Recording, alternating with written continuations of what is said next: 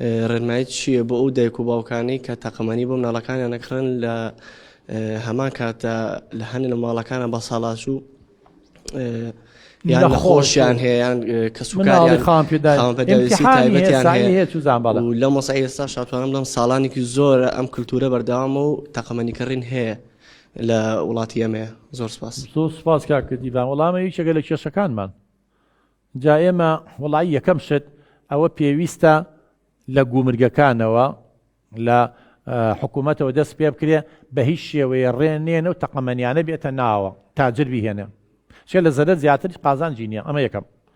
دووەم پێویستە ئاسایش و لایەنی پەیوەندیدار بگەڕێن هەرچ تاجرێک دوکان نارێک ئەم تەقەمەنیانە ئەفرۆشیە کابێتە هۆی ئیزعاجکردنی خەڵک. نازانی زۆر مناڵ چاوی کوێر بۆ برین نار بووە بەم تەقەمەنیانەوە ئەوە لێپرسینەوەیان لەگەڵا بکەن. اینجا ئێمەی دایک و باو کاکەوە تاجر هێنایە ئەوەی گیرفانی پڕێ ئێمەی دایک و باوک بۆ مناڵ ئێوە بەڕێزان کاک دیوان کەسێ بەقەی کورت تەق و تۆقی بینی بێ کەسێ بەقەی کورت شەڕ و کارەساتی بینی بێ ئێ باسە جەژنەکانی شەر تەق و تۆق ئێمەی دایک و باوکی کەم تەرخەمین.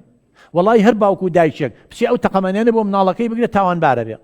خۆزگە مامۆسایانی ئاینی لە خوتبەی ئەم مانگی ڕەمەزانەیە لە مناسەباتەکانە لە هەر شوێنێکە لە جومعەیە باسی ئەوە بکەن کە ئەمە گوناحبارە بن بۆ گوناحبارە بن چ خراپەی تیا کاکەجان.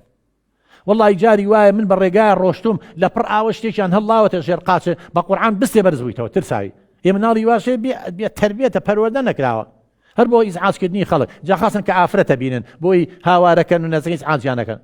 اینجا دوای ئەوە تاق بە دوای یەکە وەڵی لە ژووری شەوانی سەرەیەشێ.